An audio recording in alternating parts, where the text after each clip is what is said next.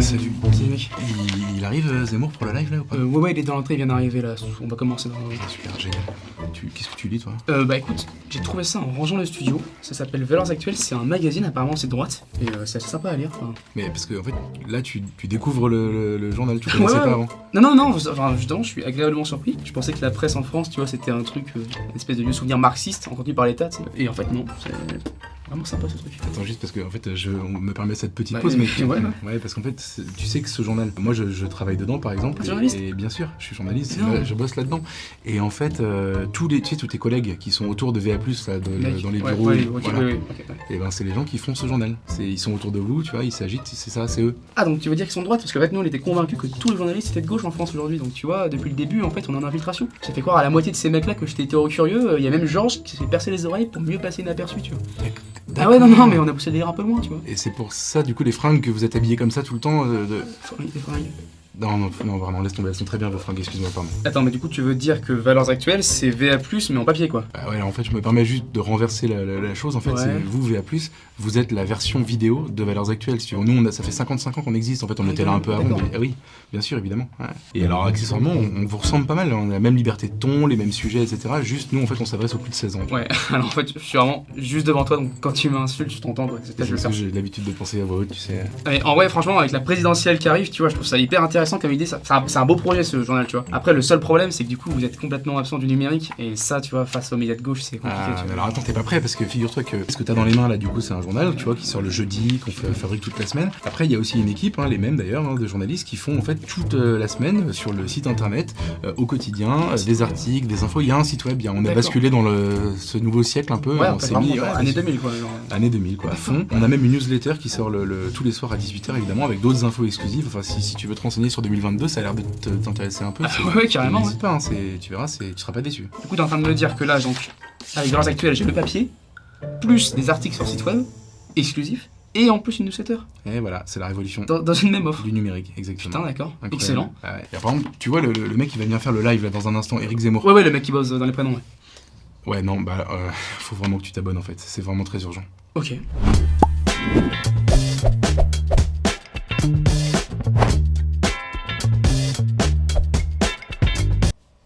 Bonjour à tous et bienvenue dans ce grand direct sur VA+. Vous l'attendiez avec impatience, le journaliste, l'essayiste et peut-être le candidat à l'élection présidentielle, Éric Zemmour, bonjour. Bonjour. Et bienvenue sur VA+. Merci. Je suis également avec Tugdual Denis qui est directeur adjoint de la rédaction de Valeurs Actuelles. Tugdual, est-ce que t'es chaud? Écoute, c'est un peu le grand événement de la semaine là, dans VA, donc on a essayé de préparer ça avec attention. C'est ça, alors on est ensemble pendant à peu près 1 heure. Posez vos questions, commentez, interagissez, on va essayer de répondre au mieux à toutes vos questions. Ma première question, Éric Zemmour, c'est déjà, est-ce que vous connaissez VA+? Non. Non. Bon très bien, maintenant vous connaissez. Voilà. Je voulais vous faire réagir, toujours sur VA. Valeurs Actuelles a été condamné aujourd'hui devant le tribunal pour injure à caractère racial. Selon les dessins ont été considérés comme tels, en tout cas. Quel enseignement vous en tirez? L'enseignement que j'ai tiré depuis longtemps, c'est-à-dire que la justice, pour s'imposer et pour imposer leur idéologie, c'est un système totalitaire, c'est le système soviétique sans le goulag. Au temps de l'Union soviétique, on était aussi condamné en justice pour ses propos anticommunistes ou antisocialistes. La seule différence, grâce à Dieu, c'est qu'il n'y a pas le goulag. Mais sinon, c'est la même logique totalitaire d'utiliser la justice comme moyen, comme une arme idéologique. Donc ce jugement ne vous surprend pas? Non, ce jugement ne me surprend pas. Moi, ce qui me surprend, c'est quand, personnellement, et ça m'arrive beaucoup plus souvent qu'on me le dit, je suis relaxé, etc. Parce que là, ils ne peuvent pas aller au bout de la logique et que parfois, il y a des juges qui refusent cette instrumentalisation. Parce que c'est ça aussi. Alors, merci d'avoir bien voulu parler un peu de nous, mais c'est surtout de vous dont on va parler, Éric Zemmour, aujourd'hui. Il n'y a pas besoin de redérouler très loin dans le temps, on est le 29 septembre aujourd'hui, et en 10 jours, on va rappeler aux téléspectateurs de VA+, ce qui s'est passé en 10 jours. En simplement 10 jours, vous avez été à Toulon, à Nice, dans des réunions publiques qu'on fait date, avec un émoi, avec une ambiance assez particulière et même inédite, vous qui n'en êtes pas à vos premières conférences. Vous avez sorti votre livre et en 3 jours, l'Institut de sondage GfK a établi que vous en aviez vendu 78 000. Ce qui est gigantesque, on va dire aujourd'hui dans les chiffres de l'édition. Vous avez fait la une de Paris Match, vous avez fait un débat avec Jean-Luc Mélenchon sur BFM TV. Ce débat, on a appris le lendemain qu'il a fait 3,8 millions de téléspectateurs, ce qui est considérable. Après, vous êtes allé en Hongrie, vous avez rencontré Viktor Orban. Après, vous êtes revenu en France, vous avez fait le grand rendez-vous d'Europe 1. Puis vous avez fait un débat avec Routet de Krief. Et vous êtes même allé au Parc des Princes voir la victoire du PSG contre Manchester City. Et vous voilà aujourd'hui à 13% d'intention de vote dans les sondages. Même vos ennemis parlent du surgissement d'un phénomène politique. Alors est-ce qu'on peut faire arrêt sur image quelques secondes et peut-être faire appel à votre métier de journaliste politique et chercher la définition de ce qui se passe sous nos yeux? Il me semble, mais c'est difficile de se juger soi-même et de se regarder soi-même et de faire ce que je faisais pour les autres, mais j'essaye de le faire, que cette entrée en matière fulgurante est le révélateur d'une longue attente, que j'ai moi-même analysé depuis 25 ans. J'ai écrit le livre Nord de la droite il y a 25 ans, qui analysait les trahisons de la droite, les trahisons du gaullisme, par ses représentants les plus fameux. Donc je pense qu'il y avait et il y a une attente populaire pour le discours que je tiens. C'est-à-dire un discours qui est un discours centré sur la civilisation européenne, la civilisation française, sur la défense de l'identité française, qui est en danger de mort, et que les gens le comprennent, les gens le vivent. Les gens vivent en fait deux événements concomitants. Premièrement, le déclin français. Je remarque aujourd'hui, quand on était quelques essayistes à parler de ça, on nous traitait de déclinistes, et maintenant quand on voit les sondages, on a 75% de Français qui sont déclinistes. Donc les gens ont compris que nous vivions un déclin économique, que nous vivions un déclin culturel. Ça, c'est le déclin, c'est la décadence. Et puis, nous avons un autre problème qui est encore plus important et qui est simplement une question de survie, c'est-à-dire que nous sommes en train de vivre le remplacement d'un peuple par un autre, le remplacement d'une civilisation par un autre sur notre propre territoire. Évidemment, ça pose d'énormes problèmes. On a une guerre de civilisation sur notre sol qui provoque violence, détestation, haine, mesures liberticides. Ce que vous avez vécu et ce que je vis tout le temps, ce que vous avez vécu avec ce procès au Bono, qu'est-ce que c'est? C'est simplement parce qu'il y a deux civilisations qui s'affrontent et que pour essayer de sauver, vaille que vaille, la paix civile, on passe par la justice. En fait, c'est pas ça la solution. Donc voilà, je pense que ce discours-là était attendu par des millions et des millions de gens qui ne l'avaient jamais. Et donc, depuis des décennies. Est-ce que vous êtes surpris de l'écho que provoque votre entrée dans l'atmosphère? Je suis surpris de la rapidité. Comme quoi, même moi, j'avais surestimé l'apathie et la torpeur populaire. Je pense qu'en fait, je l'avais surestimé, j'avais tort. Les gens n'attendaient qu'une étincelle, qu'on leur dise, voilà, vous avez encore une chance de survivre et battez-vous, et ils se précipitent. Vous avez parlé très gentiment de ma venue à Toulon, à Nice.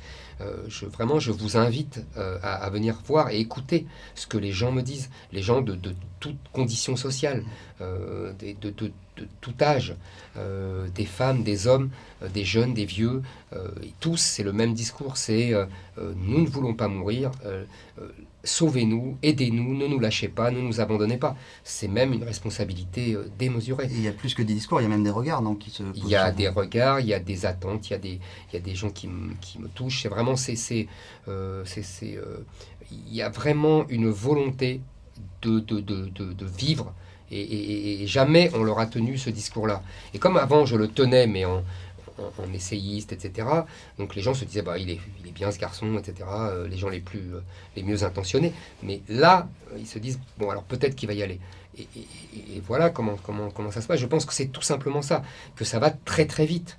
Beaucoup plus vite d'ailleurs que je ne le pensais, je le reconnais volontiers. Alors on n'est pas le journal qui promeut l'instantanéité, mais pour autant on a l'impression qu'il y a déjà des enseignements politiques à tirer, au tel point que je lisais un papier sur le site du Point hier avec un cadre Les Républicains qui avait cette phrase: en 15 jours ce type est en train de bouleverser toute la vie politique française. Il exagère, ce cadre anonyme? J'espère qu'il n'exagère pas, je ne sais pas, c'est difficile de se juger soi-même, ça fait un peu prétentieux. Donc ce que je veux dire, c'est que j'avais un cadre politique très précis dans ma tête. C'est-à-dire que depuis 20 ans, je dis, la droite s'est faite avoir. Elle s'est laissée manipuler, elle s'est laissée culpabiliser et elle s'est laissée diviser. C'est-à-dire que, François, il faut revenir à l'origine. On avait un grand rassemblement gaulliste. Le RPR. Le RPR, avant c'était l'UDR, alors je ne vais pas revenir, on pourrait revenir même au RPF de 47, mais en vérité, tous ces noms n'ont aucune importance. Parce que l'important, c'est la logique sociologique et politique. La logique sociologique, c'est l'alliance entre les classes populaires, il faut bien comprendre que le général de Gaulle avait arraché au Parti communiste. Une partie. Il n'avait pas tout arraché, il avait pas arraché une partie. Les classes populaires et une partie de la bourgeoisie patriotique. L'alliance entre ces classes populaires et la bourgeoisie patriotique. L'alliance entre les petits artisans commerçants et les grands commis de l'État. Vous voyez, les hauts fonctionnaires. Ça, c'était le mouvement gaulliste. Et ce mouvement gaulliste a imposé pour le meilleur, parfois pour moins meilleur, parce qu'il y a eu des fautes évidemment, mais en tout cas, il a imposé sa marque à la politique française pendant 30 ans. Et puis, le coup de génie malfaisant de François Mitterrand, qui a coupé en deux cet électorat. Avec, d'un côté, le Front National. Je rappelle qu'au départ, le Front National, la plupart des gens viennent des partis RPR et UDF. On a oublié tout ça. Et l'autre parti qui va devenir l'UMP, LR, qui est en fait un rassemblement de notables centristes. Et les gaullistes vont se soumettre aux centristes. C'est le contraire des années 60. Dans les années 60, sous De Gaulle et Pompidou, les centristes étaient soumis aux gaullistes. À partir des années 70, 80, 90, et plus encore à la création de l'UMP en 2002, les gaullistes sont soumis aux centristes. Donc vous avez une dichotomie extraordinaire entre d'un côté les classes populaires qui vont voter Front National parce qu'ils ont l'impression d'entendre un discours patriotique national qui fait écho en eux, et vous avez une bourgeoisie qui, pour garder l'économie de marché, pour avoir un discours le plus libéral possible qui leur permette de travailler, trahit et abandonne le discours national, etc. Moi, j'ai toujours pensé, encore une fois, vous savez, je dis toujours, il y a deux, quand on écrit, quand on parle, il y a deux catégories de gens, ceux qui se répètent et ceux qui se contredisent. C'est ce que j'ai dit à Jean-Luc Mélenchon. Jean-Luc Mélenchon, il se contredit. La plupart des politiques. Il a beaucoup reconnu d'ailleurs. Voilà. Moi, je me répète. Chacun ça a son genre. Donc, je me répète, je dis, il faut retrouver cette alliance-là. Et comment on retrouve cette alliance-là? Avec un discours sur la nation, sur l'identité. Parce que, si vous voulez, le discours purement souverainiste de 1992 du non à Maastricht était formidable. Moi, j'étais ami de Philippe Séguin, de Charles Pasqua. J'étais très proche de ces gens-là et je participais de cette mouvance-là. Mais il est dépassé. C'est-à-dire qu'aujourd'hui, il faut évidemment retrouver des pans de souveraineté qu'on a abandonnés, mais l'objectif est encore plus grand et le danger est encore plus immense. C'est-à-dire qu'aujourd'hui, c'est l'identité de la France qui est en jeu. En tant que vieille nation, vous connaissez le mot célèbre du général de Gaulle, de race blanche, de culture gréco-romaine et de religion chrétienne. C'est cet enjeu-là qui est aujourd'hui privilégié. Et donc, il faut absolument gagner la bataille politique pour rassembler les deux catégories sociales qui se regardaient en chiens de faïence depuis 30 ans pour sauver cette civilisation française-là. Sinon, on n'y arrivera pas. Et c'est là, où, Éric Zemmour, où vous intervenez, parce que vos contenteurs disent Éric Zemmour, c'est une création médiatique, oubliant que le réel ou la faillite des partis politiques et l'histoire contemporaine, telle que vous venez de la décrire, participent de ce surgissement. Mais il a fallu aussi que ce soit le bon moment de votre vie. Et on semblerait en tout cas que sur les derniers jours qu'on vient de décrire, il y a un momentum. Est-ce que ça, c'est le fruit du hasard, le fruit du destin, le fruit de la maturité ? Pour l'instant, c'est le fruit du hasard et on verra plus tard si c'est le fruit du destin. En tout cas, ce qui est sûr, c'est que c'est une maturation personnelle.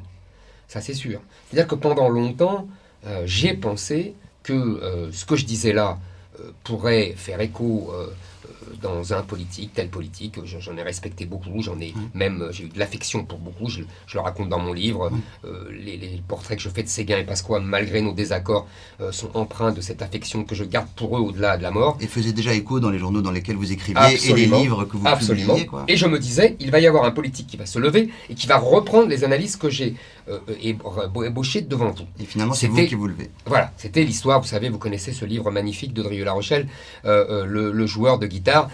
J'ai été le joueur de guitare et je pensais qu'il y aurait quelqu'un, un cavalier, qui irait et écouter la chanson que j'entonnais. Eh ben non, ça n'a jamais été le cas. Donc, à mon désespoir répondait le désespoir de millions de gens. Et à ma réflexion répondait la réflexion de beaucoup de gens qui venaient me dire « Mais allez-y vous !» Alors évidemment, ça a pris du temps parce que moi-même, au début, je me suis dit « Mais non, ça ne peut pas être moi, etc. » Je n'ai pas été programmé pour ça, je ne me suis pas vraiment mis ça dans la tête. Je ne suis pas un professionnel de la politique, vous le savez très bien, moi la politique ne m'a jamais nourri. Je ne suis pas un professionnel de la candidature. Il y a des gens, c'est leur vie d'être candidat tous les 5 ans. C'est pas mon cas. Il y a d'autres qui sont chefs de parti, donc pour faire vivre le parti et avoir du financement public, il faut qu'ils soient candidats. Et pour faire vivre tous leurs affidés, ce n'est pas mon cas non plus. Donc évidemment, j'ai mis du temps. Et là, aujourd'hui, je me dis de plus en plus, il n'y a rien, il n'y a personne. Voilà, donc c'est pour ça que j'ai avancé ma réflexion.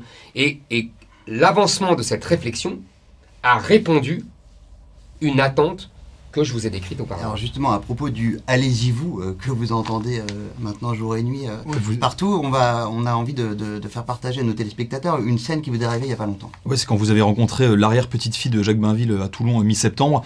Alors c'est un auteur que vous citez beaucoup, il a partagé un peu ce doute que vous avez en ce moment de « faut-il que je passe le pas de cet engagement politique fort, plus fort en tout cas ». Est-ce que vous pouvez décrire cette scène et est-ce que vous êtes dans la même situation que Bainville et est-ce que c'est cette histoire qui vous pousse à vous engager là ? Écoutez, d'abord, il faut que vous compreniez que moi, quand j'admire quelqu'un, je m'identifie à lui, c'est-à-dire que je peux même écrire comme lui, etc. Je m'imprègne de cette personne que j'admire. Je m'imprègne de Chateaubriand, je m'imprègne de Pascal, je m'imprègne de grands écrivains.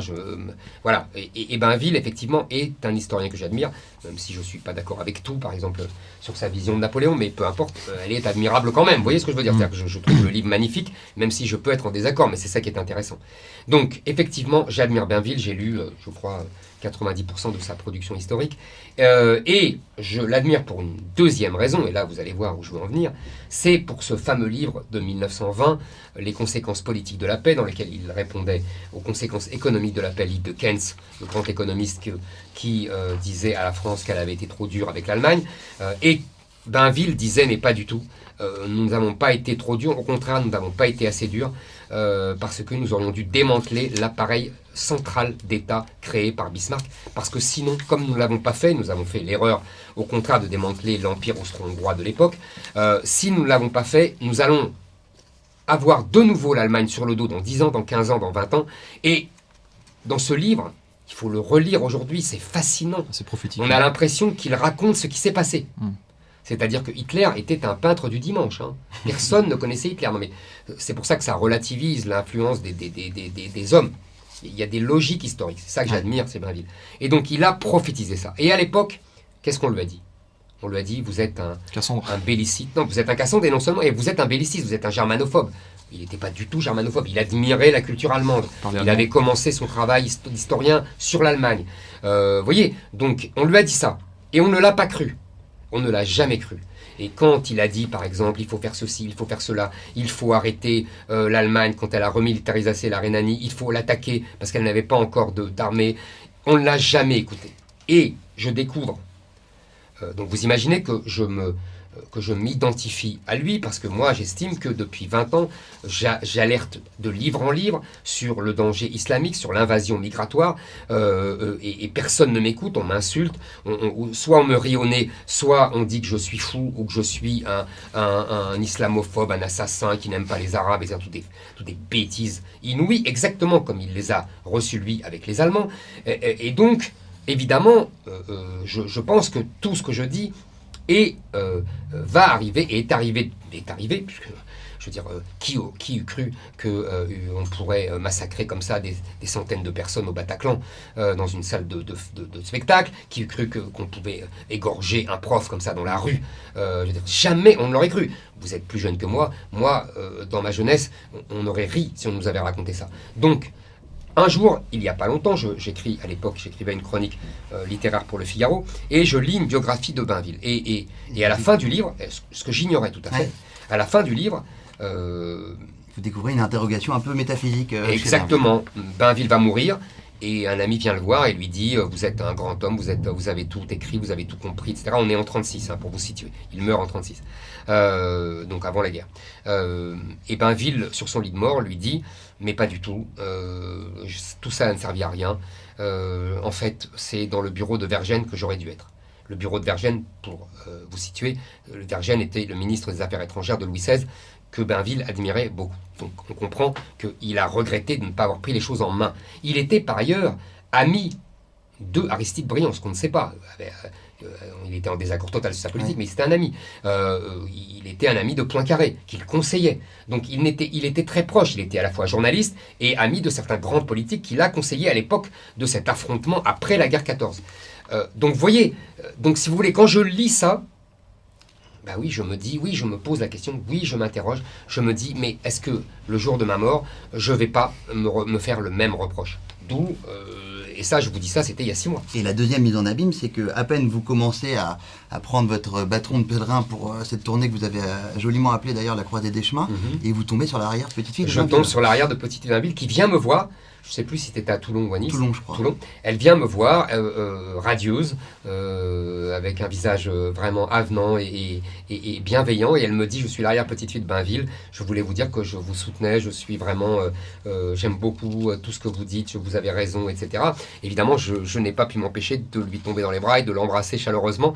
Pour moi, c'était vraiment quelque chose de très émouvant de voir ça comme... Je voyais comme une bénédiction de l'au-delà. Oui, il y a une forme d'adoubement, de vertige. Voilà. Et c'est là où on en revient sur les regards, c'est-à-dire qu'il y a ce que vous êtes en train de découvrir vous-même, mais il y a aussi ce que les autres découvrent de vous. C'est une autre exposition, c'est d'autres regards.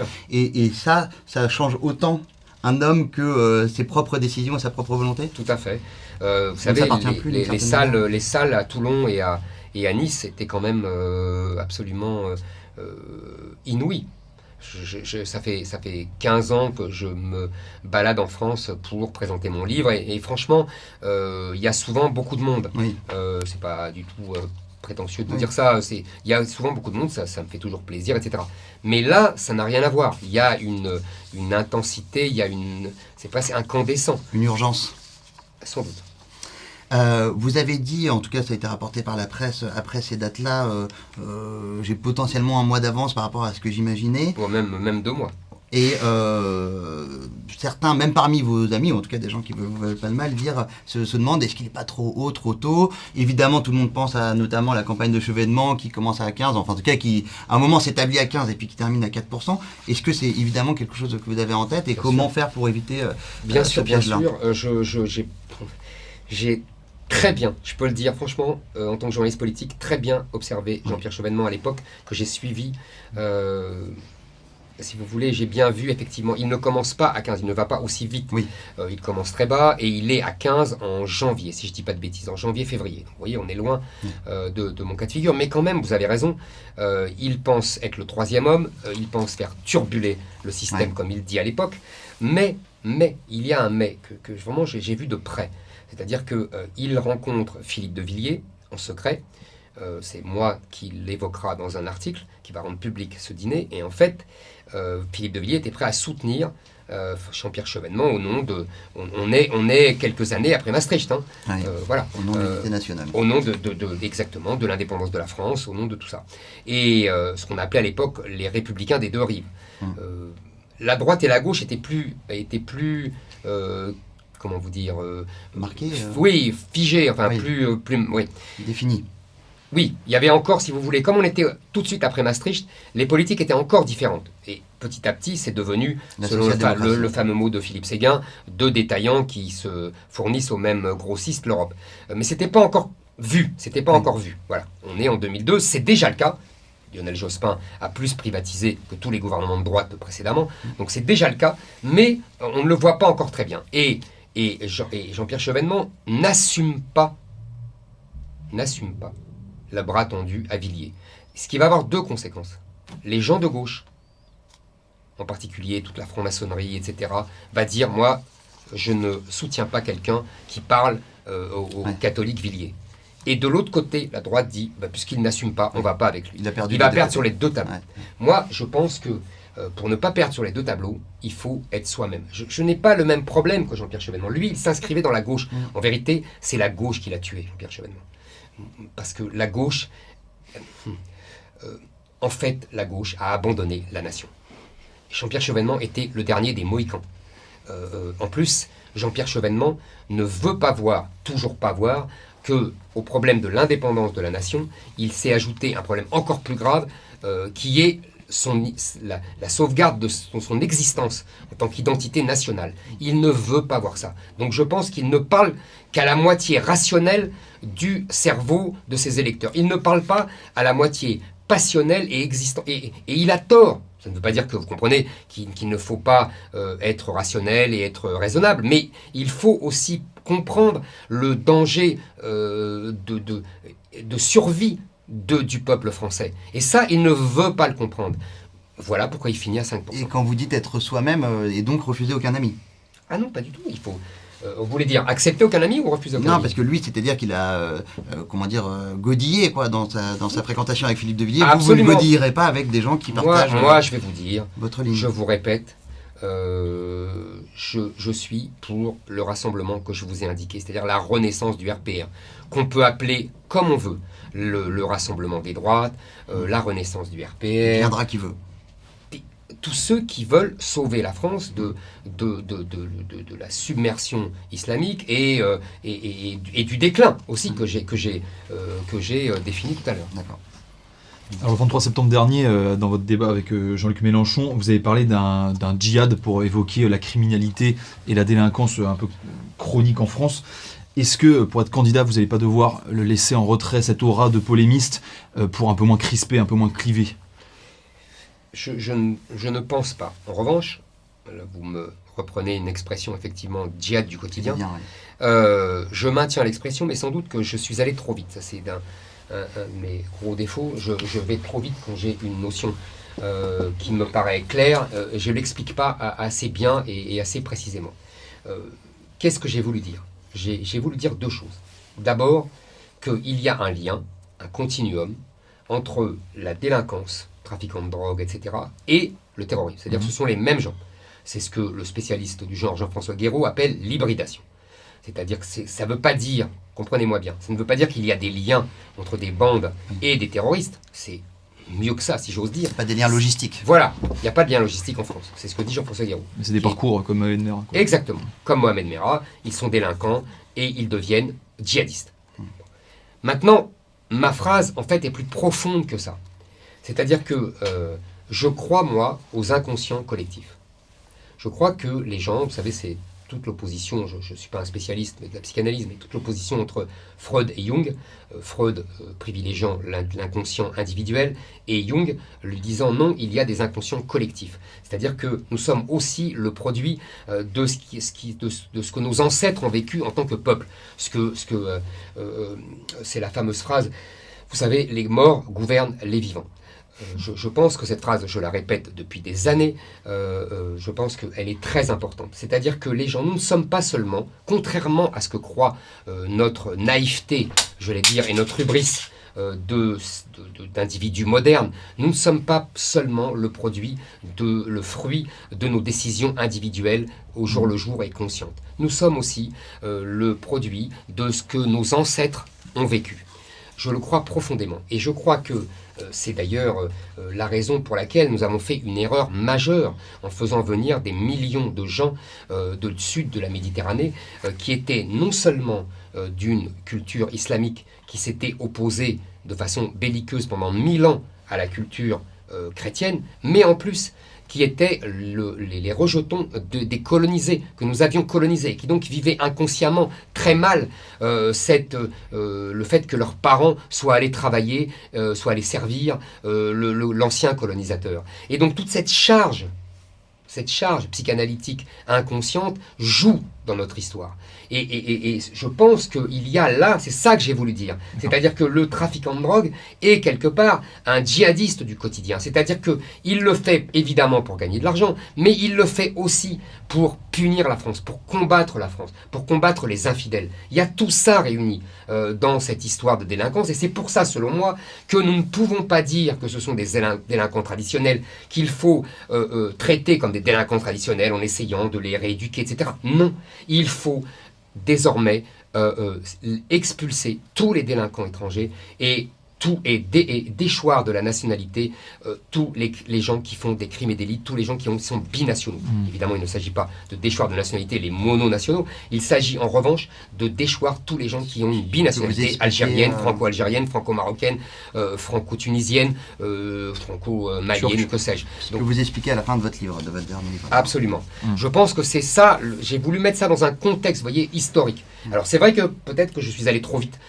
Merci de me donner le temps de le réexpliquer. Oui, c'est très bien expliqué. Mais est-ce que vous craignez le syndrome Jean-Marie Le Pen, où ces dérapages lui ont fait perdre beaucoup de temps sur ses constats, sur la diffusion de ses idées? En tout cas, de fait, vous avez l'air soucieux justement de ça. Si vous voulez, vous savez, moi je pense que je ne dérape jamais. Je dis ce que je pense. C'est mes adversaires qui appellent ça des dérapages. Vous connaissez le mot célèbre de Philippe Muret, les bien-pensants ne dérapent jamais, ils sont la glace. Donc moi je ne dérape pas. En revanche, là où vous avez raison, et je suis désormais soucieux de ça, c'est que j'ai une qualité qui s'avère un défaut, c'est-à-dire que c'est ce qui s'avère une faiblesse. C'est-à-dire que j'aime le débat politique, j'aime le débat intellectuel, j'aime le débat historique. J'avais vu l'aimable Jordan Bardella, le sympathique Jordan Bardella dire que Éric Zemmour confond le débat politique avec le débat des idées. Je lui réponds, oui Jordan, le débat politique c'est le débat des idées. Sinon, la politique se confine à un débat de place. Moi, j'ai pas envie, la lutte des places, c'est pas mon truc. Voilà, donc il faut le combat des idées. Mais, et c'est là où il y a un mais, comme je vois que mes débats historiques qui m'intéresse, qui me passionne depuis que j'ai 10 ans. Je passe ma vie à réfléchir à pourquoi Napoléon est allé en Russie, qu'est-ce qu'il a fait, est-ce qu'il aurait dû s'arrêter à Smolensk, pourquoi il est parti si tard. Je passe ma vie à ça. Je me dis, est-ce que le général de Gaulle a eu raison de quitter l'Algérie? Est-ce qu'il n'aurait pas dû garder l'Algérie? On aurait eu le pétrole, etc. Pourquoi il l'a fait? Vous voyez, c'est ça qui me passionne depuis que je suis enfant. Donc évidemment, je parle aussi de Vichy, tout ça c'est une histoire de France. C'est ça qui me passionne dans la vie. D'abord et avant tout.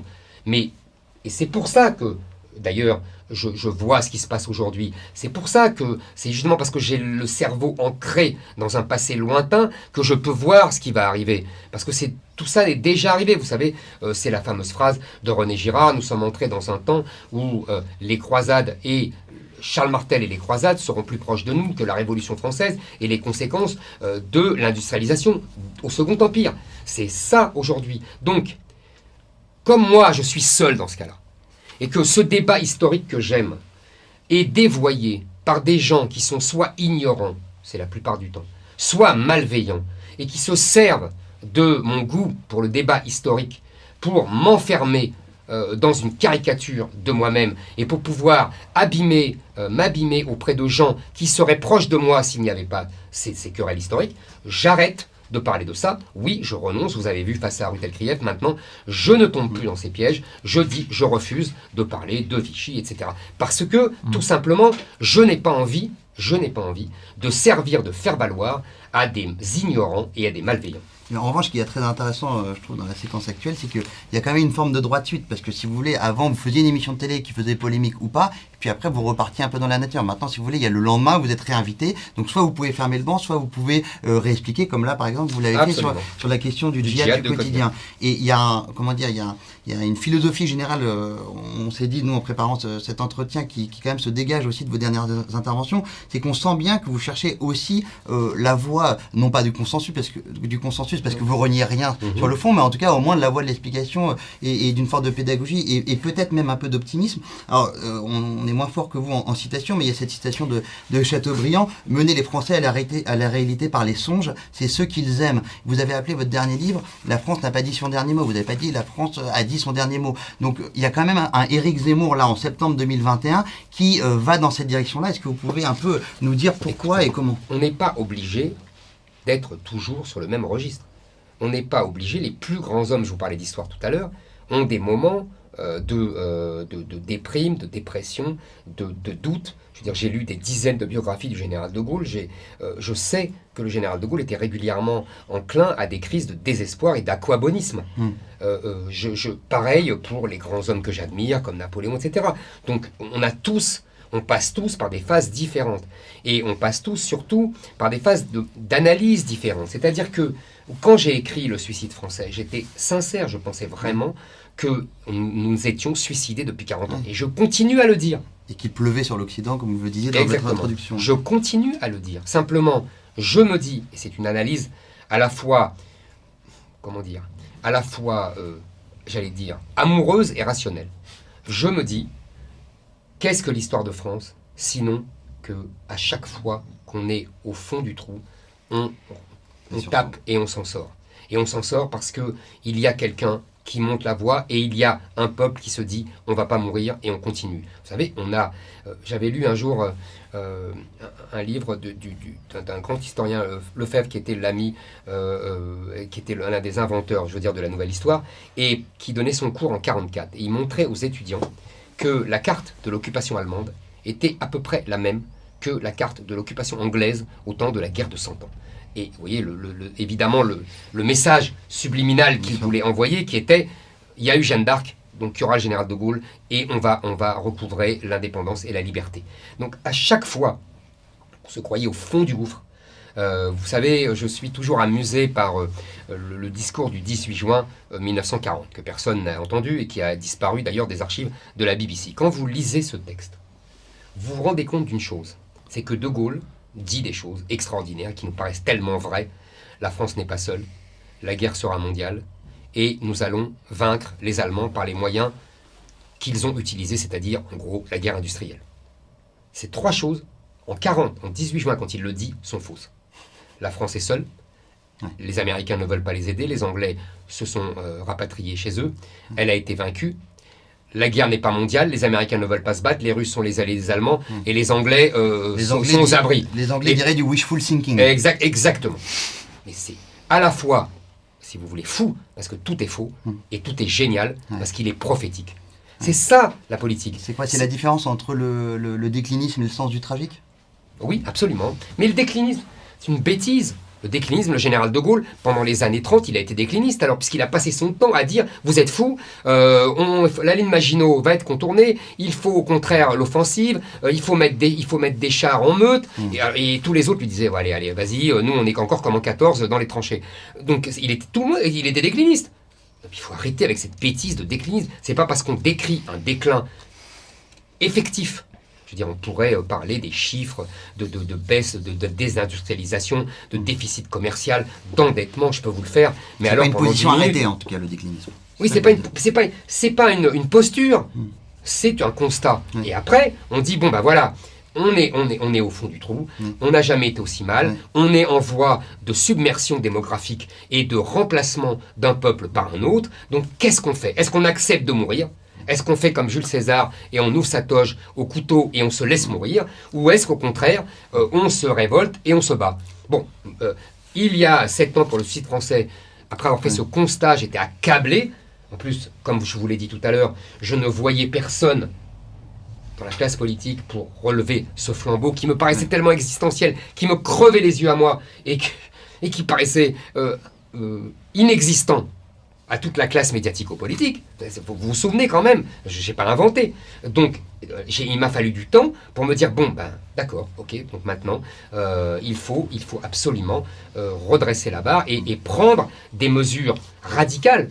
On me reproche toujours d'être radical, c'est stupide. La radicale, ça veut dire aller à la racine des choses. Donc oui, je vais à la racine des choses. Et le général de Gaulle, en 1958, il a été radical. Mais sauf que il y avait 80% du pays avec lui. On a vu dans les référendums. Moi, je prétends qu'il y a 70-75% dans tous les sondages, sur tous les thèmes que je défends. Sur l'immigration notamment. Mais bien sûr, mais évidemment. Et d'ailleurs, il y a 70% des Français qui veulent un référendum sur l'immigration. Mais évidemment. Ça a commencé par ça. Alors revenons sur les polémiques, Éric Zemmour. On aimerait que vous puissiez vous expliquer sur la polémique des prénoms et celle de la place de la femme. Alors pour les prénoms, vous avez fait une tribune dans VA où vous expliquez que en fait prendre un prénom français, c'est pas seulement vouloir s'agréger au corps social, mais c'est aussi permettre à un enfant de mieux s'intégrer, d'échapper aux discriminations. Est-ce que vous pouvez réexpliquer ça? Que c'est bienveillant finalement. Vous voyez, en fait, c'est la perversité journalistique. C'est-à-dire qu'on me pose toujours les mêmes questions, et après on dit, il ne dit que ces choses-là, il ne répète toujours la même chose. Gavé Bertrand se permet de dire, j'ai entendu qu'une seule proposition, c'est la proposition sur les prénoms. En fait, cette histoire de prénom, elle est un symptôme que je trouve fondamental, très révélateur, de ce que nous sommes devenus. C'est-à-dire que le symptôme de la défrancisation. Voilà. L'expression est du général de Gaulle, à propos de l'Algérie d'ailleurs. Il y a francisation ou il y a défrancisation. Et depuis 40 ans, nous vivons une défrancisation. Qu'est-ce que c'est que donner un prénom français à son enfant? C'est tout simplement faire qu'il adhère à l'univers historique, symbolique de la France. Et qu'il n'adhère pas à l'univers symbolique du pays d'où viennent ses parents. C'est simplissime. C'est ce qu'ont fait des générations d'immigrants, des Italiens, des Espagnols. Aldo Platini a appelé son fils Michel Platini. On pourrait prendre des exemples innombrables. Aujourd'hui, il y a encore des gens qui le font.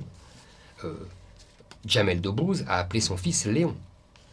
Léa Salamé s'appelait Hala Salamé. Madame Hidalgo, Anne Hidalgo, quand elle est arrivée en France à 2 ans, elle s'appelait Anna Maria Hidalgo. Ces gens-là ont changé de prénom, leurs parents ont changé de prénom. Pourquoi? Parce qu'ils voulaient qu'ils devinssent français. Et les mêmes interdisent aujourd'hui aux musulmans de devenir français, en les confinant dans leur prénom coranique, comme on disait dans les directives administratives des années 70-80, qui disaient une chose très simple, que je reprends à mon compte, vous devez demander à ces gens de donner un prénom français du calendrier comme premier prénom, et ils peuvent donner un prénom coranique, c'est comme ça qu'on disait, et c'est comme ça qu'on dit, au 2e et 3e prénom. Je reprends tout simplement cette mesure qui a été celle de la République française depuis de 1803 à 1993. Je veux dire, celle qui a été respectée par Jean Jaurès, par le général de Gaulle, par Léon Blum. On peut pas faire mieux, et on ne peut pas faire plus républicain. Parce qu'en vérité, c'est une mesure d'assimilation, la mesure la plus antiraciste qui soit. Parce qu'elle veut dire que d'où qu'on vienne, de n'importe quelle origine, de n'importe quel pays, de n'importe quelle culture, on peut devenir français. Et par ailleurs, effectivement, vous avez raison, c'est une mesure qui protège les enfants de l'immigration, qui protège des fameuses discriminations. Parce qu'on a vu, il y a des études, j'en ai plusieurs, mais je vous parlais qu'une seule, ce qu'on appelle DIOUF, c'est-à-dire qu'on a envoyé des CV à des employeurs et qu'on a pris un prénom et un nom repère, référence, Marie Bernard, prénom français classique, et on a pris 2 autres noms, Diouf en nom commun à chaque fois. Une qui s'appelait aussi Catherine ou Sylvie, enfin non, prénom classiquement français, et un autre avec Khalidja Diouf. Le résultat, c'est que la personne qui s'appelait Marie Diouf a eu le même nombre de réponses quasiment que le modèle référent Marie Bernard, et que c'est la 3e qui a eu beaucoup moins de réponses. Pourquoi? Parce qu'avec un prénom islamique, les patrons se disent « Ouh là là, on va avoir des ennuis, elle va nous embêter sur la pratique de la religion, et tout simplement, il y a un inconscient assimilationniste en France. Donc les gens privilégient des gens qui font l'effort de s'assimiler. Et c'est bien normal. Ils privilégient les gens qui veulent s'associer à eux et qui veulent devenir comme eux, qui veulent devenir français. Donc moi, je ne comprends pas la fixation, sauf, en fait, je la comprends trop bien. C'est-à-dire que d'une part, nous avons des musulmans qui ne veulent pas donner des prénoms chrétiens à leurs enfants, parce qu'ils ont l'impression de trahir leurs racines, leur religion. Et nous avons des élites qui, sous couvert de pseudo-bienveillance et pseudo-humanisme, sont en vérité les racistes. C'est-à-dire qu'elles ont renoncé à assimiler les musulmans parce qu'ils étaient trop inassimilables dans leur tête. C'est eux qui ont renoncé. C'est les élites françaises qui ont renoncé. Ça serait beaucoup plus simple. Il y a beaucoup de musulmans qui ne voudraient pas avoir le choix. Parce que c'est difficile. Vous savez, Jamel Debbouze raconte de façon très drôle, il dit, quand j'ai appelé mon fils Léon, mon père m'a dit, ben moi je continuerai à l'appeler Mohamed.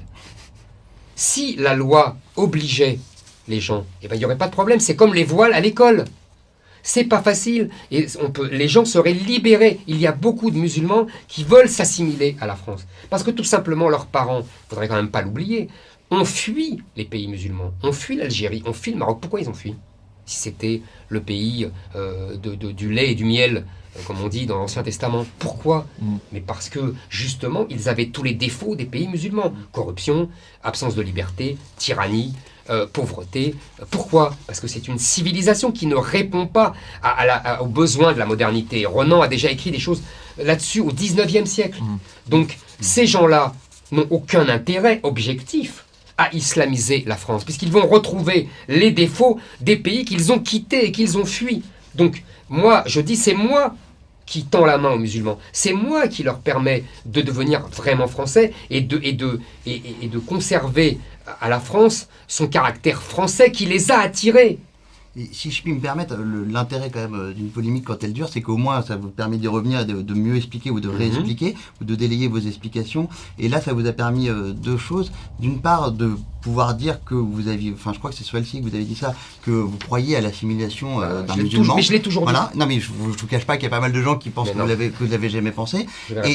Et la deuxième chose, c'est que sur les prénoms, ça vous permet aussi de désindividualiser le problème. Parce que évidemment, quelqu'un qui se sent blessé dans son identité, là vous venez de faire la démonstration que c'est un problème général que vous dénoncez et non pas une attaque individuelle. Il ne faut pas se cacher derrière son petit doigt.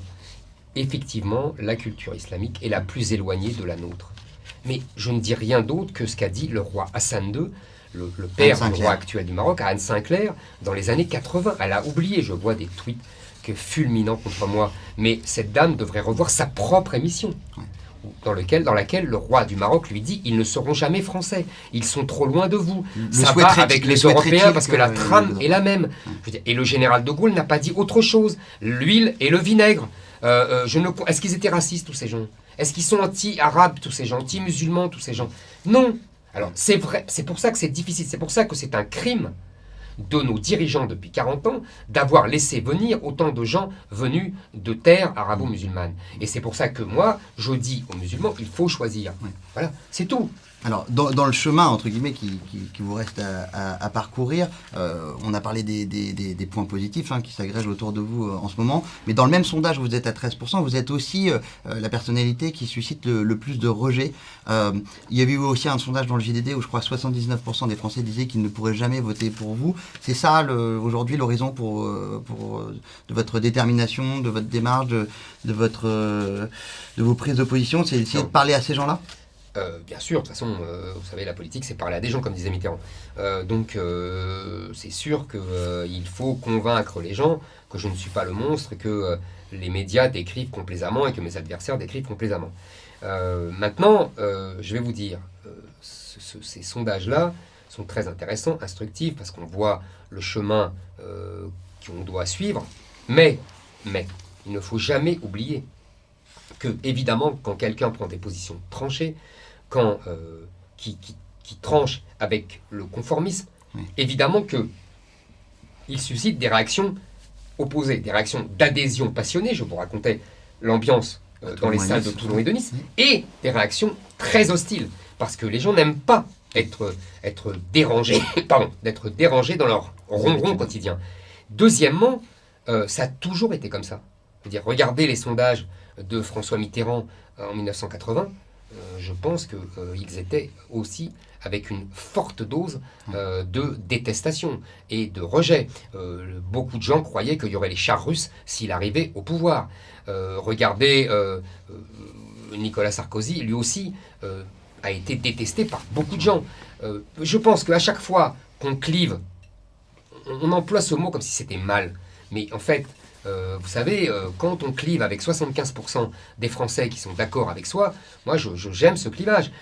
Je veux simplement convaincre ces 75% qu'ils pensent bien ce qu'ils pensent et qu'en vérité ils pensent comme moi. Et qu'au-delà des caricatures qu'on fait de moi, ils vont finir par le comprendre. C'est tout le sens de mes interventions. On va faire une petite parenthèse dans cet entretien avec 2-3 sujets plus légers et aussi quelques questions de téléspectateurs parce qu'on leur a promis et je peux vous dire qu'on recevrait pas mal de courriers si on le faisait pas. Donc Baudouin, je te laisse enchaîner.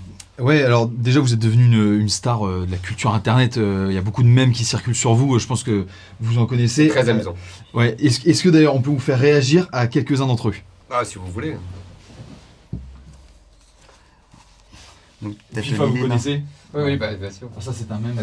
Alors il faut savoir qu'on les diffuse en même temps sur plein écran. Je vous montre un petit dernier qui a un rapport avec l'interview sur France 2. Qu'est-ce que ça vous fait de constater que vous êtes quasiment plus soutenu par la jeunesse qu'une Greta Thunberg? Mais je vais vous dire, d'abord ça me fait plaisir évidemment, ça m'amuse, mais je pense que c'est finalement assez normal. C'est-à-dire que je pense que les jeunes vivent dans leur chair les folies des générations de leurs parents et de leurs grands-parents. Toutes les folies que je décris au fil de mes livres, de mes interventions télé, tout ce que j'ai raconté là encore aujourd'hui, ce sont les jeunes générations qui le vivent. Ce sont des jeunes générations qui ont des quartiers interdits parce que tout simplement il y a des bandes de jeunes maghrébins qui leur interdisent ces entrées. C'est aujourd'hui ces jeunes-là qui peuvent mourir pour une cigarette qu'ils refusent, un mauvais regard ou un mot déplacé. Ce sont ces jeunes-là qui savent que les jeunes femmes en particulier, qu'elles peuvent être agressées, qu'elles peuvent être insultées parce qu'elles ont une robe trop courte ou qu'elles sont maquillées. Qu'elles sont trop maquillées dans d'innombrables quartiers. C'est ça aujourd'hui. La talibanisation des banlieues est un fait évident pour cette génération. Et voilà, donc je pense que c'est normal qu'il y ait une partie de cette génération qui se dise il faut en sortir.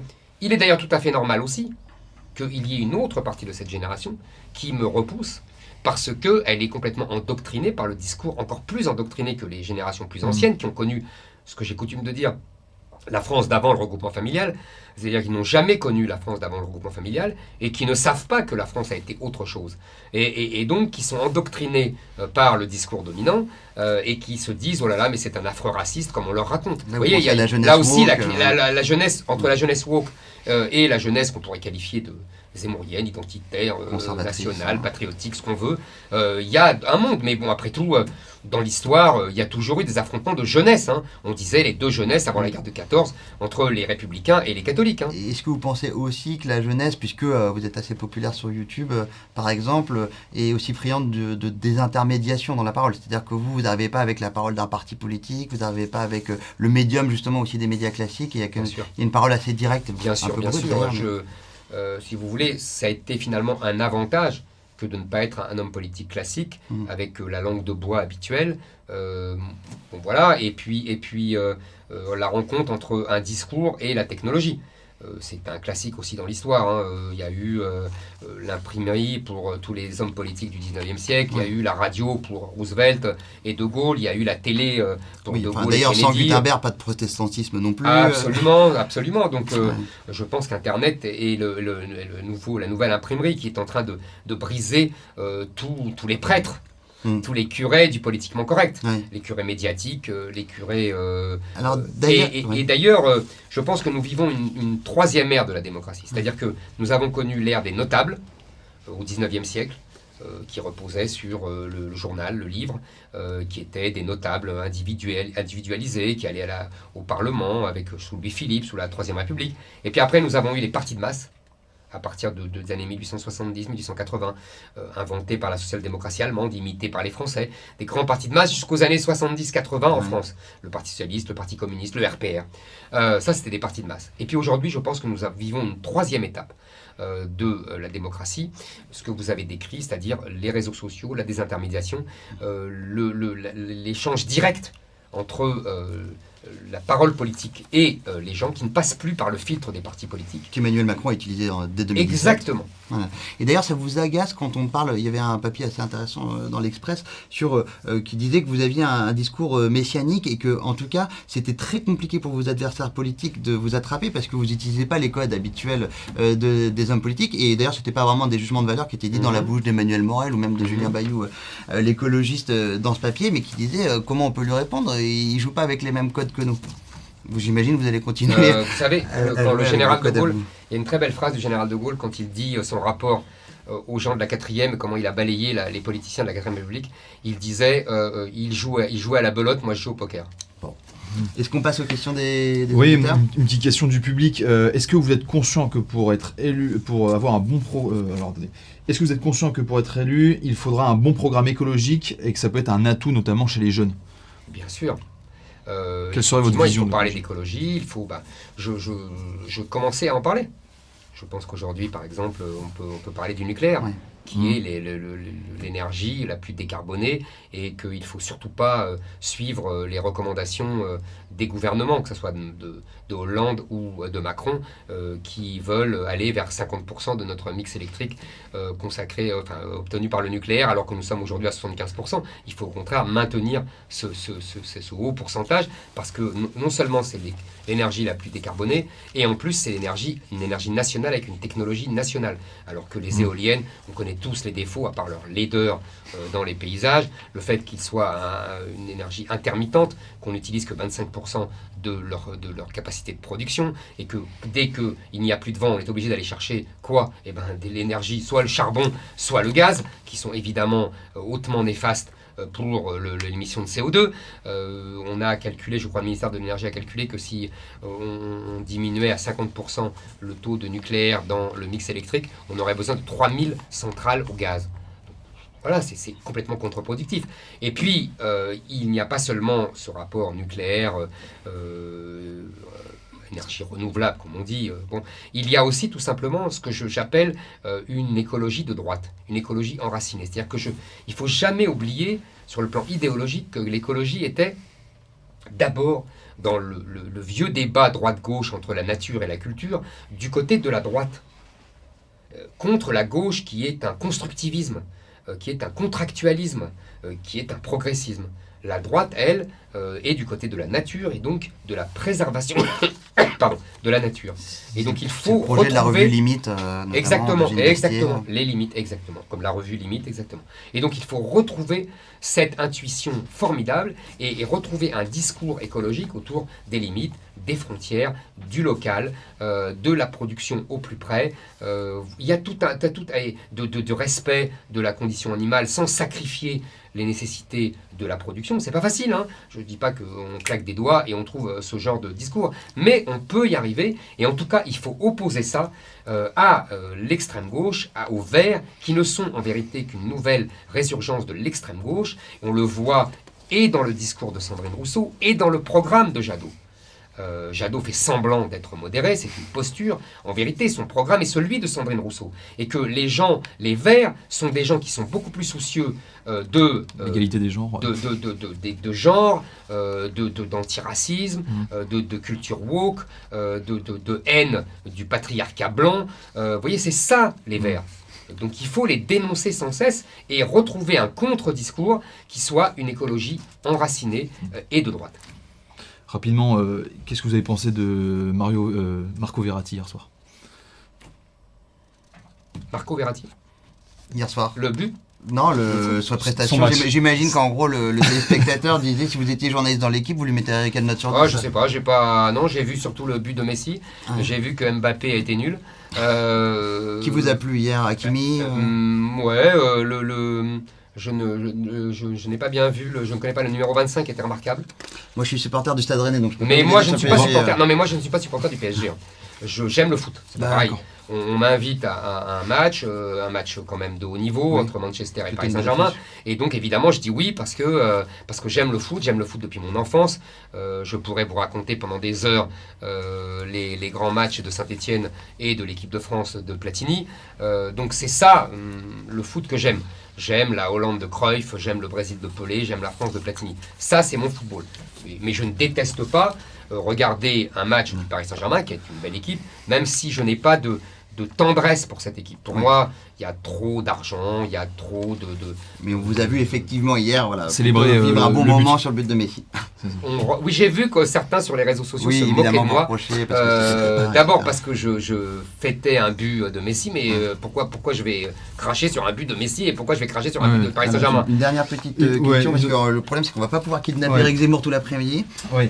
Qu'est-ce que vous pensez des politiques natalistes comme en Hongrie pour contrer le grand remplacement?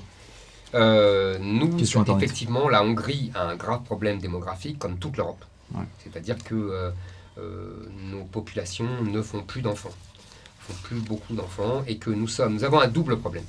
Nous avons un problème en soi, qui est que les femmes occidentales, européennes, font moins d'enfants. Mais, à la limite, si on vivait en vase clos, on pourrait régler ça. On pourrait dire, bon bah voilà, on adapte la population aux nouvelles conditions climatiques, etc. On pourrait éventuellement, on pourrait dire que les populations européennes qui ont été les premières d'abord à avoir un développement démographique très important, à rompre avec la malédiction depuis des millions d'années, qui était qu'il y avait autant de naissances que de morts, puisqu'il y avait une très forte proportion de mortalité infantile. La population européenne, par son génie propre, a été la première à s'arracher à cette malédiction millénaire. Puis, elle a été la première, et la France était la première, à faire ce qu'on appelle la transition démographique. C'est-à-dire, comme il y avait moins de mortalité infantile, les femmes se sont aperçues qu'elles n'avaient pas besoin de faire 10 enfants pour avoir des 3, et donc elles en ont fait 2 ou 3. Elles n'ont pas fait 10. C'est ça ce qu'on vit aujourd'hui en Afrique. Le problème, c'est que les populations africaines n'ont toujours pas intégré cette transition démographique, contrairement aux populations maghrébines, par exemple, et qu'elles continuent à faire 5, 6, 7, 8 enfants. Le problème, c'est qu'elles les gardent toutes. Et que donc, c'est une nouveauté historique, ce qui explique l'explosion tellurique de la démographie africaine qui va passer c'était 100 millions en 1900 à 2,5 milliards en 2050. Et c'est ça le deuxième problème, c'est que non seulement les populations européennes, la hongroise, l'italienne, l'allemande, la française, font beaucoup moins d'enfants, moins que la nécessité, les fameux 2,1 de reproduction des enfants, mais qu'en plus, elles vivent sous l'invasion de gens qui viennent du Sud et qui, eux, ont une démographie archaïque, c'est-à-dire une démographie à 3, 4, 5 enfants. Par exemple, en France, les femmes maghrébines, algériennes, tunisiennes, marocaines et turques font 3 à 3,5 enfants par femme, alors que la moyenne française est à 1,8. Donc ça veut dire que les femmes françaises font moins. Donc il y a mécaniquement par la démographie le fameux grand remplacement qui s'opère. Donc il faut arrêter cela. Il faut arrêter ça en arrêtant les flux migratoires complètement, en supprimant le regroupement familial et en développant une politique nataliste, en rétablissant, parce que j'allais dire contrairement à la Hongrie, nous avons une politique nataliste depuis 1945. Parce que nous avons vécu, j'allais dire dans mon historique, j'ai oublié, nous sommes aussi le premier pays à avoir vécu la baisse de la natalité avant tous les autres pays européens. Ça nous a coûté très cher d'ailleurs dans les guerres avec l'Allemagne. Donc on voit bien, on a une politique. Simplement, elle a été dévoyée sur un double plan. Dévoyée parce que les socialistes en ont fait une politique de redistribution sociale, ce qu'elle n'était pas dans l'esprit de fondateur Alfred Sauvy, qui voulait justement que tout le monde touche la même allocation, qu'il soit riche ou pauvre. Les fameuses allocations universelles. Exactement. Et deuxièmement, nous devons rétablir le principe même du fait que les allocations familiales sont faites pour défendre la natalité française. Et donc il faut arrêter de donner des allocations à des étrangers. Il faut d'ailleurs parallèlement supprimer le droit du sol, parce qu'on nous dira ils sont étrangers mais leurs enfants seront français. Donc il faut arrêter ça pour bloquer la submersion migratoire par le décalage démographique. Alors une dernière petite question d'auditeur, sachant qu'il y en aura une dernière à la fin, mais comme il y a un moment, il y a quelqu'un qui va venir vous extirper de ce studio, on ne peut pas trop trop en prendre plus. Pour le Oui, moment. vous pouvez dès à présent proposer une question pour voilà, l'ultime question qu'on va poser à Éric Zemmour. Qu'est-ce que vous pensez, Éric Zemmour, du RIC, le référendum d'initiative citoyenne? Je comprends très bien les intentions des gens qui sont en sa faveur du RIC. C'est-à-dire que le problème en France, vous savez, le général de Gaulle a institué en 1958 une monarchie républicaine, mais où le peuple peut intervenir par deux canaux essentiels, l'élection du président de la République au suffrage universel, qui est unique, presque unique en Europe, en tout cas avec ces pouvoirs-là, parce qu'il y a d'autres présidents qui sont élus au suffrage universel, je crois, comme la mais ils n'ont pas les pouvoirs du président de la Cinquième République, et par le référendum. Sauf que là où le général de Gaulle l'a utilisé de nombreuses fois, ou même ses successeurs l'ont utilisé, Pompidou, Mitterrand, depuis l'échec de 2005, et depuis d'ailleurs l'entourloupe de la classe politique qui a fait voter à l'Assemblée ce que le peuple avait refusé par référendum, les dirigeants n'osent plus présenter leur projet de loi par référendum au peuple. Et donc nous avons un système complètement bloqué, le peuple ne peut plus s'exprimer, comme par ailleurs le gouvernement des juges qui s'est imposé depuis 30 ans lui impose son idéologie alors que le peuple français veut autre chose, ça ne va plus du tout et donc les gens se disent, puisque les dirigeants ne nous consultent plus par référendum, autant proposer nous-mêmes des référendums et pouvoir voter comme à la manière suisse, qui est quand même un modèle de démocratie et où le peuple intervient vraiment. Maintenant, il y a deux dangers. Si vous voulez, moi, je continue de préférer que ça soit le président qui ose, et moi, je pense, par exemple, qu'il faut un référendum immédiatement après l'élection présidentielle sur l'immigration. Il faudrait aussi un référendum sur, peut-être le même, sur une réforme constitutionnelle qui redonne au Parlement et à la loi le dernier mot par rapport au Conseil constitutionnel et au traité. Donc vous voyez, il y a des choses à faire. Traités continentaux. Exactement. Donc il y a des référendums indispensables. Maintenant, je pense effectivement qu'il faut envisager des référendums d'initiative populaire, d'initiative dans ce cadre-là, parce que ça donnera, ça nourrira la démocratie, et que comme la démocratie est bloquée, il faut absolument aller dans ce sens. Mais je pense que l'urgence, c'est de donner des référendums sur ces sujets vitaux où le peuple n'a jamais été consulté, et enlever, se débarrasser du gouvernement des juges, qui au nom de l'état de droit, qui est tout à fait louable, mais au nom de l'état de droit, interdisent et imposent leur vision idéologique au peuple français. Bon, alors déjà, Éric Zemmour, on vous remercie beaucoup de nous accorder autant de temps, parce que chacun aura remarqué que vous avez un agenda un peu bouché en ce moment. Pour terminer la dernière partie de cet entretien pour VA+, on va reparler un peu de politique et du fait politique qui est déjà votre surgissement dans l'atmosphère.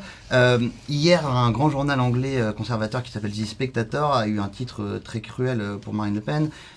C'était, pardon pour mon accent, Éric Zemmour is eating Marine Le Pen live. Donc voilà, il n'y a pas besoin d'avoir Bac+12 en anglais pour comprendre que ça veut dire Éric Zemmour est en train de manger Marine Le Pen tout cru ou vivante en tout cas.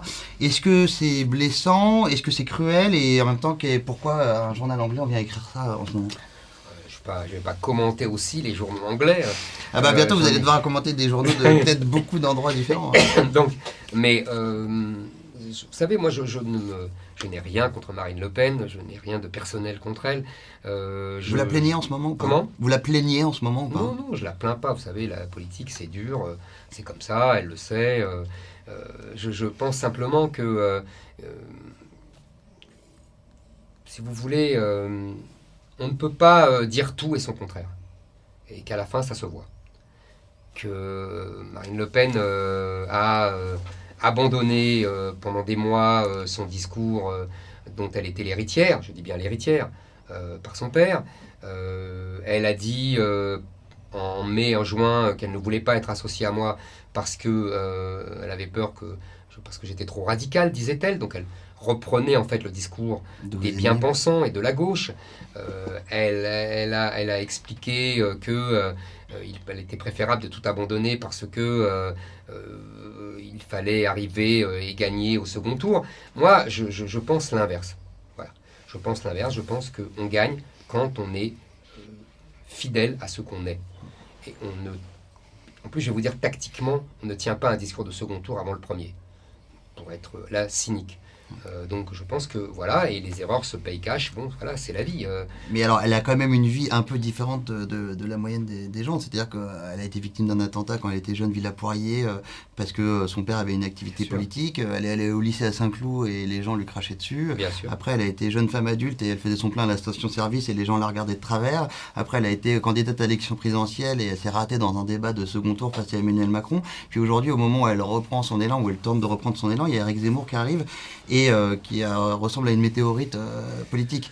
C'est particulièrement dur. Une météorite qui était appelée la Christiane Taubira de la droite nationale. Bon. Dans sa bouche. Dans sa bouche et dans ses amis. Oui. Non, si vous voulez, moi je vous dis, vraiment, je n'ai rien contre Marine Le Pen. Vraiment, je le dis sincèrement. Vraiment, je l'aime Vous aimeriez bien. qu'elle vous rejoigne à terme? Non, je l'aime bien humainement, mais bien sûr, moi, vous savez, je suis pour le rassemblement des droites, je vous l'ai dit. Moi, je ne suis pas Valérie Pécresse.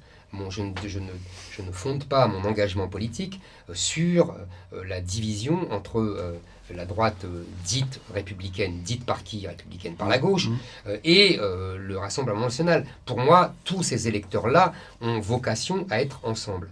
Donc, vous voyez, donc je n'ai rien contre Marine Le Pen. Je dis simplement que il faut arrêter de croire que je suis son mauvais génie. Si je n'étais pas là, elle n'avait aucune chance sérieuse de gagner la présidentielle De 2022. de 2022. Tout le monde le sait.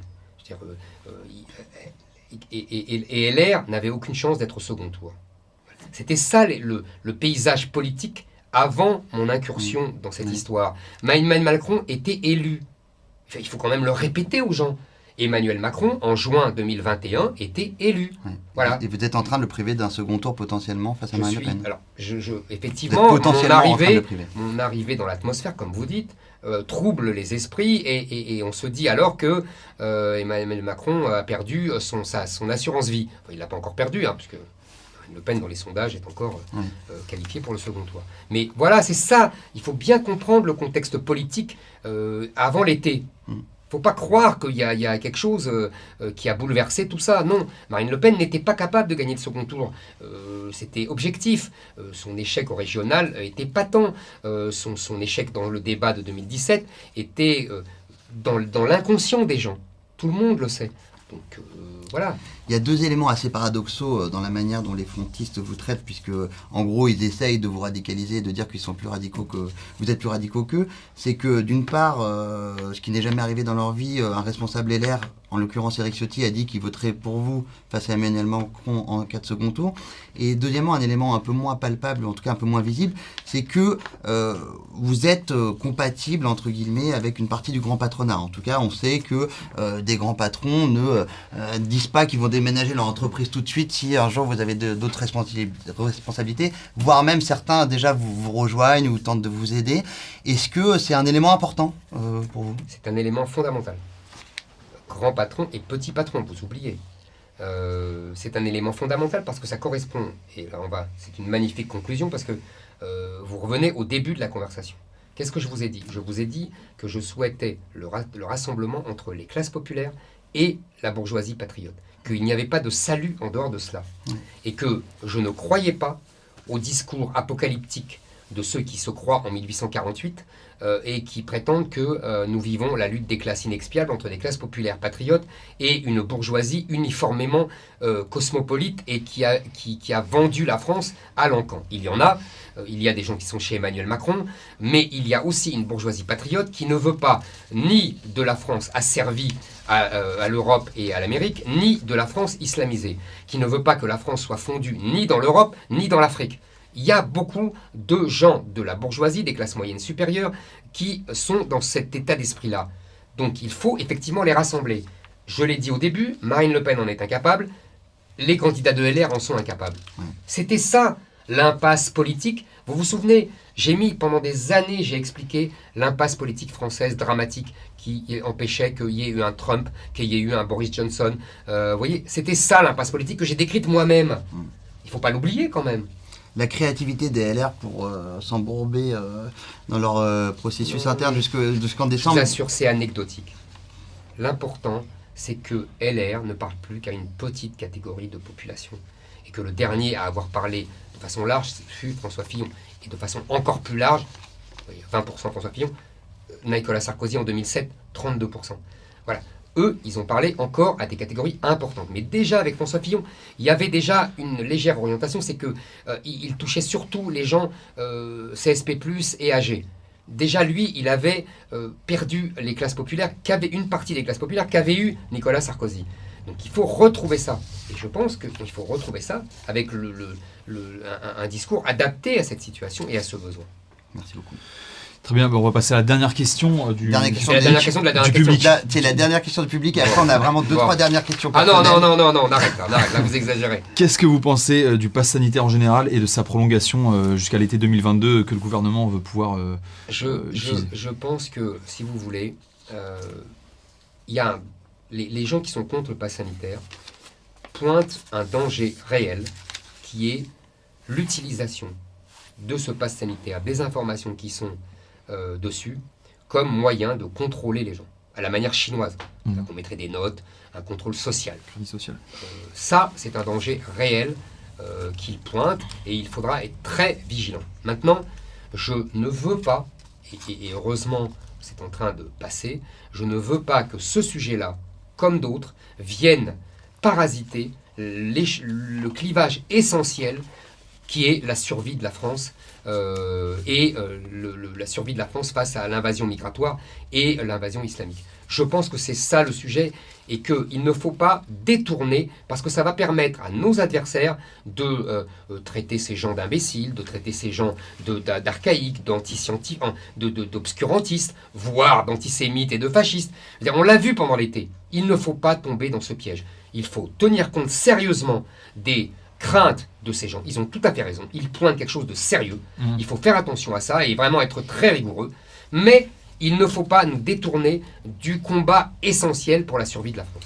Alors justement, Éric Zemmour, si un jour vous êtes appelé aux plus hautes responsabilités, pour reprendre cette expression, est-ce qu'une des premières actions que vous mènerez sera de rendre hommage à Samuel Paty? Vous avez accordé un entretien à Valeurs Actuelles cet été où vous disiez que c'était pour vous un moment de bascule.